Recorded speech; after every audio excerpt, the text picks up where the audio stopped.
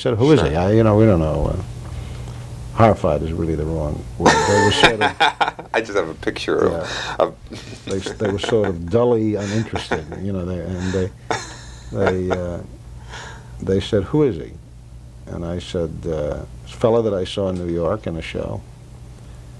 And they said, well, I don't know, we never heard of him. We had other ideas. And they had all sorts of names. Mm-hmm. But they didn't want Hal Linden for Barney Miller at all? No. And particularly after I found out that he had, in fact, done a pilot the year before for Phil D'Antoni. It was going to be the television version of The French Connection.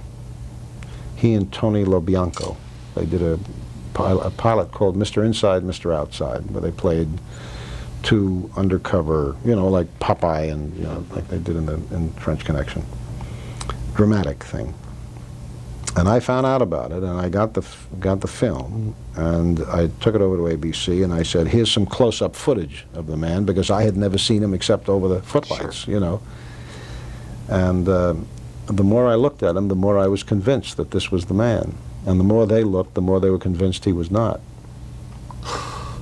And we were in total disagreement. In the meantime, I went on with other casting, and the original pilot had some different cast members in it, And finally, it got to be a showdown situation where I said, this is the man I want for Barney Miller, and they said, well, we're not going to tell you, how to cast it, but obviously if you put somebody in it we don't like, you're not going to get on the air. And I said, well... That's a very little concise statement right there. Pretty much. Do what you want. Sure. Do what you want, but we don't like what you do, I suppose that's their prerogative. They feel that's their prerogative. And I said, okay, fine, I have to do what I think is best.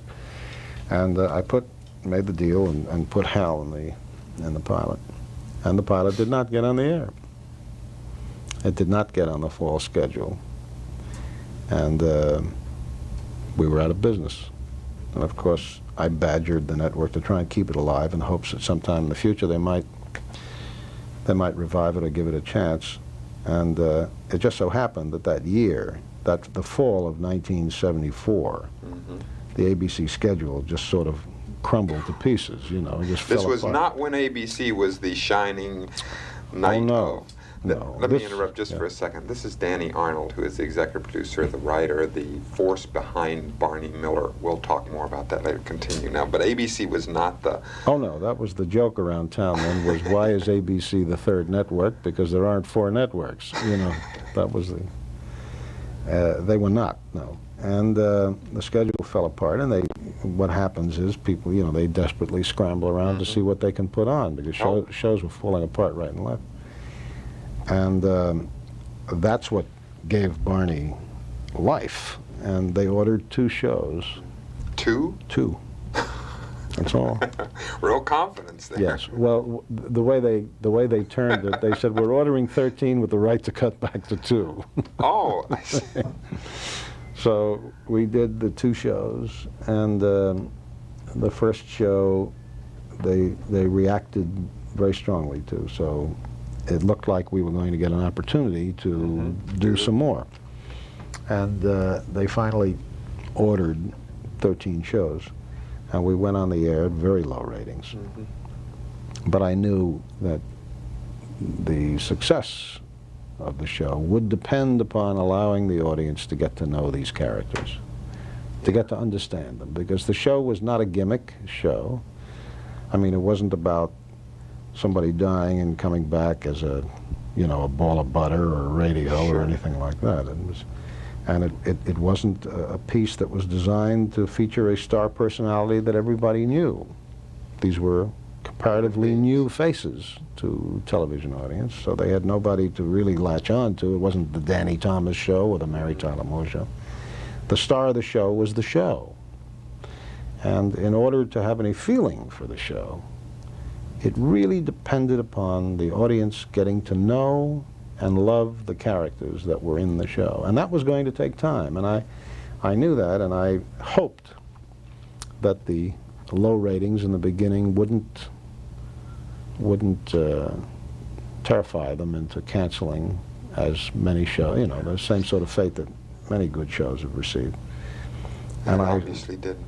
Well, no, it didn't, because it garnered some support in the network. There were a few network executives, Michael Eisner, Andy Siegel, who is now at CBS, and Mike, who is now president of Paramount.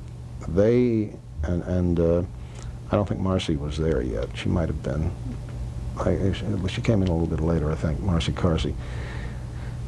But they felt that there was something in the show to be, you know, so to be supported. Them. Yes, I think so. I think the show touched That's what I want to ask you about, Danny. You keep using the word "knew," and I translate that as to you intuited. You knew in your that deep place within you. You knew you were on the right path, even though everybody was telling you.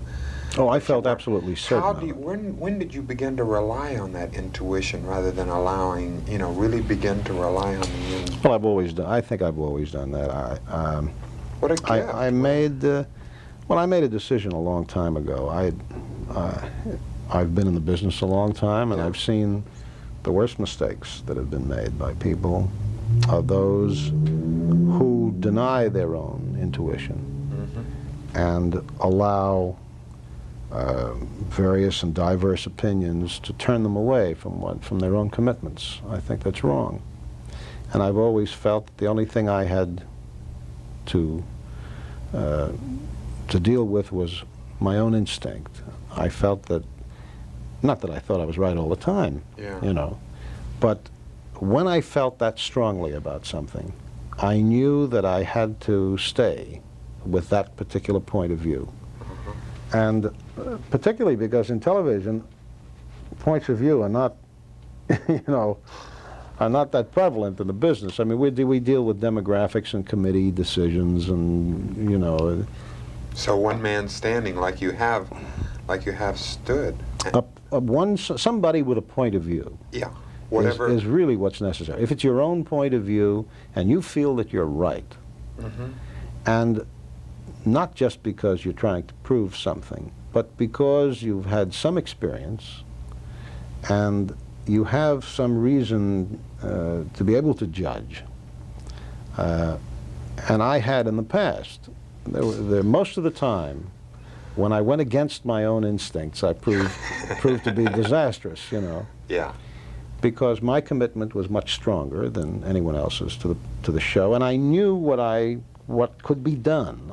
I just absolutely felt every fiber of my body, you know, told me that if I could just keep it alive long enough, that it would be successful, and that people would really grow to love these characters because they were so identifiable. There was so much of everybody in these, you know, in these people, and I wanted the show to be an intelligent show, a sensitive show, and there was a very distinct purpose in doing this show. As a kid, I grew up, I was in trouble a lot. I spent a lot of time around the police, you know.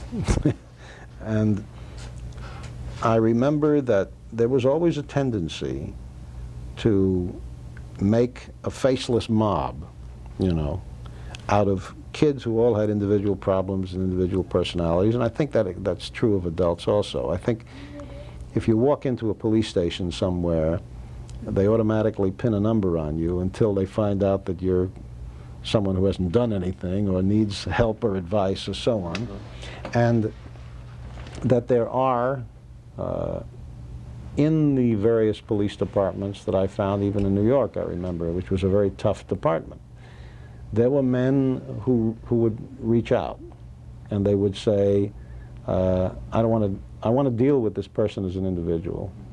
I think it's important just generally for society to deal with, to not lose identity, to not lose individual identities, because there's so many of us running around today, you know. There's so many of us lumped together that we tend to lose that identity, and I think that's criminal. I think it's a shame. So I really wanted to have in Barney Miller a guy who said, I want to take the time to find the individual. I want to deal with him as an individual, you know. But that's everything that I have read all the way back from Eastern philosophy, the Bible, whatever, any of the rest of the philosophies, all the way up to the modern philosophers, have all said basically the same thing. The same things that you're saying, you're just using your metaphor through your television program to do the same thing, to get to show people that there is this noble place within us, and that the human being is essentially a noble being. It is not essentially... Yeah, I think that's an instinctive thing. I'm not a great student of philosophy. I read a little bit, but not really that much. But I just felt. But you don't gotta be. That's the beautiful part. No. You don't gotta be a student of philosophy in order to do it. Well, my own ego, I suppose, from the time I was a kid, said I'm an individual and screamed, that I'm not like everybody else. You got to deal with me as an individual, and wow, I think that's important. It is. It's been important to me, and I think it's generally important to everybody, and that's what the show set out to do. You recognize the people. All right, but before I'll get back to that, but I have something specifically that I want to talk about. You put in 18-hour days in doing Barney Miller. You have done these incredible human feats in the sense that you have led the show as the executive producer. You have worked in so much of the writing of the show, the nuts and bolts, and the quad system that you developed that I won't even get into, but it's incredible. The lighting that you have and the lighting directors, everything that you've done on the show, and I understand the work, 18 hours a day. And then you suffered a heart attack recently. How incredible. People said that this might happen to you. Oh, yeah. People talked about, Nobody was surprised. Nobody was surprised. Were you surprised? What were you doing? What was happening to you at that time? And how has it... I don't think I was that surprised. I mean, I knew that Was this your first? Yes, yeah. I'm very fortunate. Yeah. Because had it not happened, it would not have given me the opportunity to have the eventual surgery that may prolong my life for a while. You had a bypass? I had quadruple bypass. Quadruple bypass? Mm-hmm. Do everything in quads, don't you? Oh, yes, yeah. Talk about the second quad split in my life, yeah. That's funny, I never thought of that. 4 may be a number you need. No, I wasn't surprised. I think probably the biggest contributor to this sort of thing is pressure, pressure and tension. That has to be bottled up. I've never had the reputation of keeping anything inside. Volatile, very, yeah. I suppose I've had that reputation. I was in a situation where I had to control myself, There was a lawsuit in progress, and I think the pressure of trying to keep myself in check, was the straw that broke the camel's back, as it were. But I've lived with pressure for a long time. I had no idea what was going on in my body, as most people, have no idea. And when I had the heart attack, they looked inside and they said, "Oh my God, what hath we wrought here?" You know. And they said, "Oh, you got to go. We have to do something about this. Machinery is down." Oh yeah, we got to fix this, so you're not going to be around much longer. And I had a brilliant surgeon and a great cardiologist, Gary Sugarman and Jack Matloff, and they fixed me up. Yeah. So, I wasn't surprised. Did you think I've lost, I've had other friends that died. Oh yes. Yeah. That television literally has killed. Leonard Freeman, who was one of my closest friends, who was the creator of Hawaii Five-0. Oddly enough, we wound up opposite each other on the air. Oh, how ironic. Yeah. Great ironies in television. Oh, yes. Leonard was a brilliant writer and a brilliant producer and a great friend. And business killed him. It's happened to others because those people who really care, they give 110%, and that's going to catch up with you sooner or later. Have you felt your own, and I'm going to talk about that in a second too. Oh, how rich this time is with things to talk about. It's delightful. Have you thought about your own death since then, or has it made you reevaluate you, Danny Arnold, who does all these things and does the things that you do? It does strange things to you. What has it done to you? I've talked a little bit to a couple of people about you that know you, and they say that they see a change in you. Yeah. A strange thing happens. You suddenly become very conscious, of life and the things around you that you've sort of taken for granted and haven't paid any attention to. My children grew up suddenly. My kids used to have their birthdays in studio commissaries. I remember my children, if I wanted to see them, my wife had to bring them to the studio. I always left in the morning before they got up, and I never got home till long after they were in bed. And suddenly, from two little pink, chubby 4 and 5-year-olds, I looked around, and my one son was 200 pounds and almost 6 feet tall, and my other one just right behind him. And I realized that we didn't even know each other very well.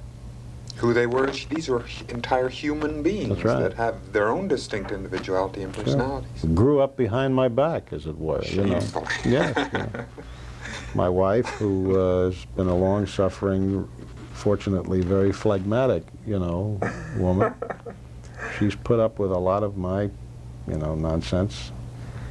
But suddenly I realized that so much time had passed, and I had lost so much time with them that I was afraid I wouldn't have any time left to make up for it. And suddenly life became very precious to me in other areas. Work was my life, has always been my life. And I still think it's probably the biggest part of my life. But suddenly you look around and you say, where did it all go? What happened to the last 15, 20 years? Where is it? And I can't get those back. No. And how much time have I got? And you start adding up the years, and you say, wait a minute, there's a lot of things I want to do yet. I don't want to go yet, And I don't see you sitting feeling sorry for yourself. Well, you try not to. Everybody has a tendency to do that. You suddenly become aware of things in your body, that you never were aware of before, and you find yourself sitting for 20 minutes listening to your heartbeat, saying, keep it up, that's it, don't stop now, And I found out that everybody goes through this who's been through the surgery. There are periods of depression, and what was marvelous about it was that a lot of the people who've been through this would telephone, would call, would come and visit me, and would say, now here's what's going to happen, and it became like a club. And a month after I had my surgery, I found out that an old friend of mine, who was a writer, was in the hospital getting ready for the same thing. And I couldn't wait to pick up the phone, and call and say, now listen, now this is what's going to happen, and don't worry about it. And I went to the hospital to see him, and he was amazed, He said, well, I haven't seen you in all these years. I said, I know, it's just one of those things. It's like a second chance that you're given, and I want you to know that. I want you to understand that, as people said to me. So you start becoming more selective, very probably more selfish, and you say, wait a minute, I just don't want to be indiscriminate about how I throw my energies around. I don't want to just work 20 hours a day for the sake of working 20 hours a day. People thought that I did that.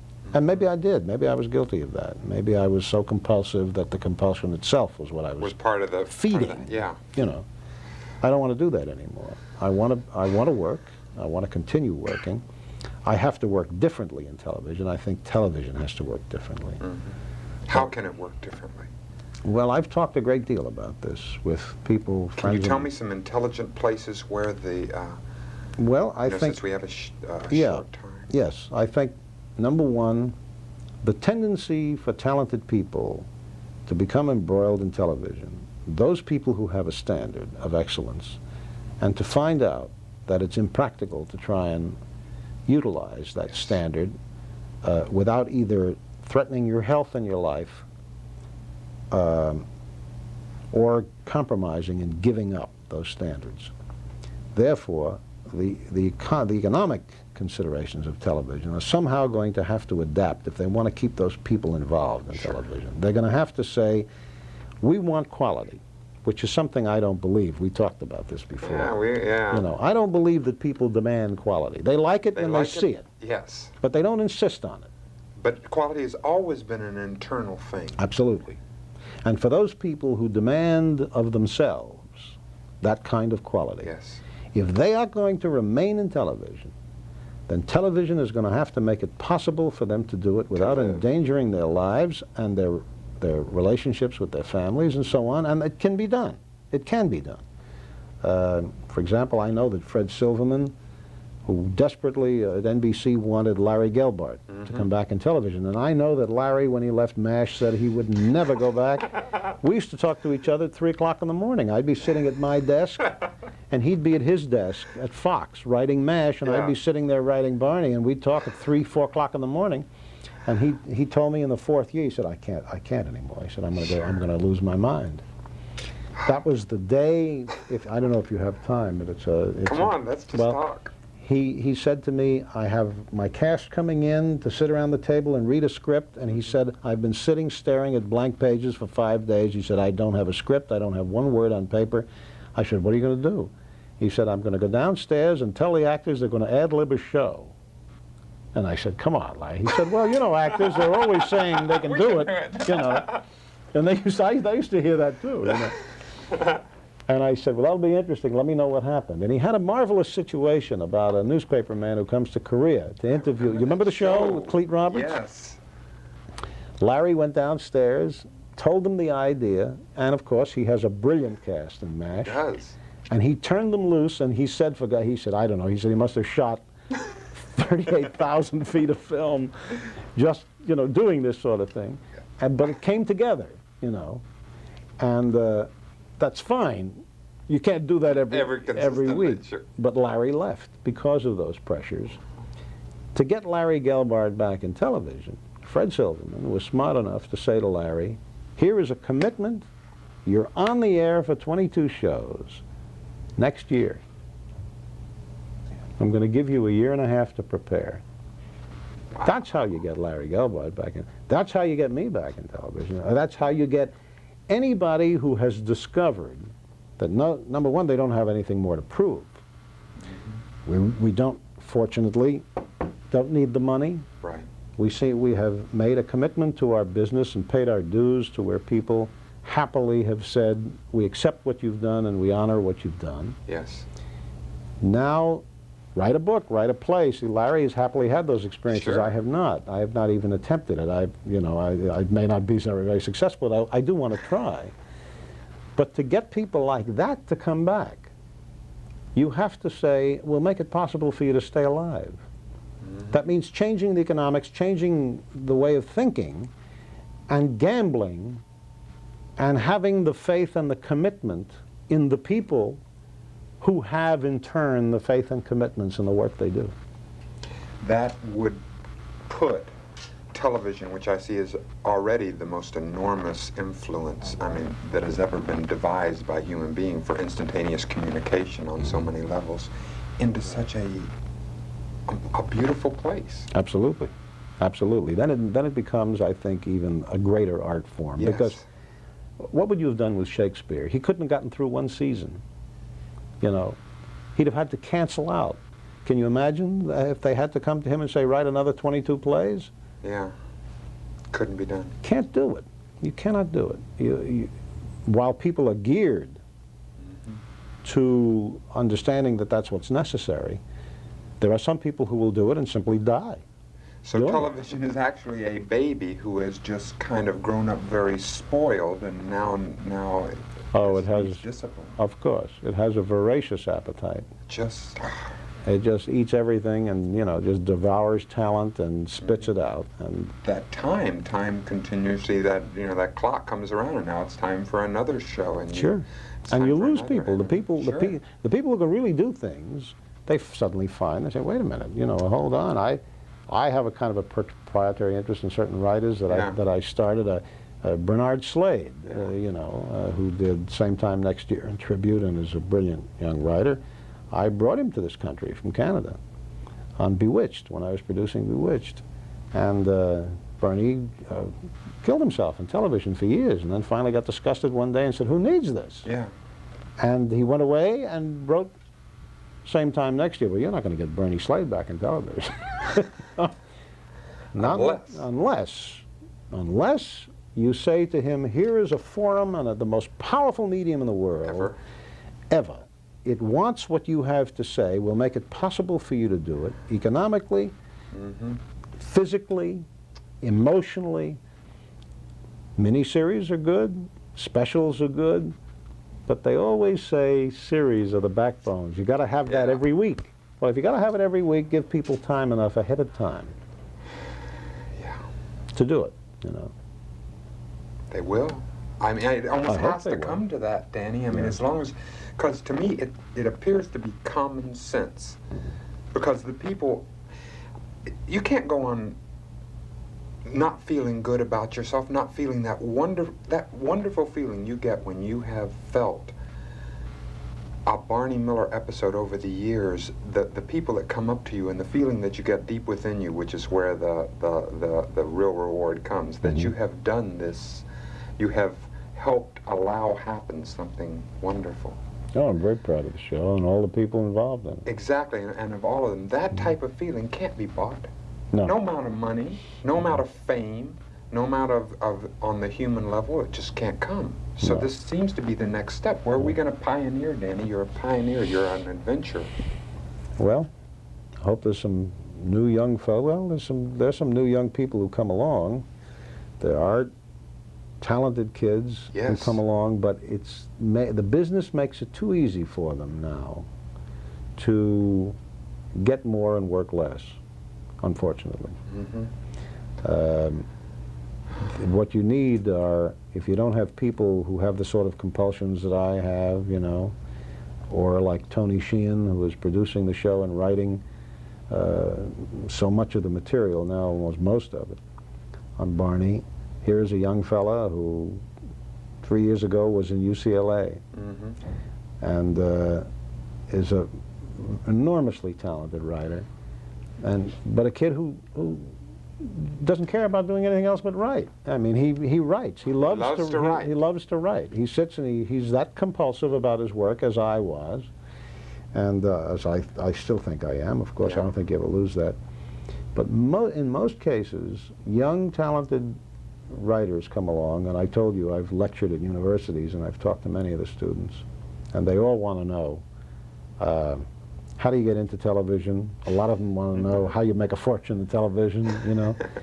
And a young, talented writer comes along and is gobbled up in 5 seconds. It's recognizable, you know. A script that he does, something that he's written as an example of his work falls into somebody's hands and they say, "Grab this person." This is, And then an agent will grab that person and say, "Hold it, you don't have to kill yourself. We'll make deals. You'll do 3 pilots, and then you can go to Mexico. They'll send you the royalties." You know, there's not enough execution. There's a lot of ideas. But execution is the key. On a week-to-week basis, execution is the key. Absolutely.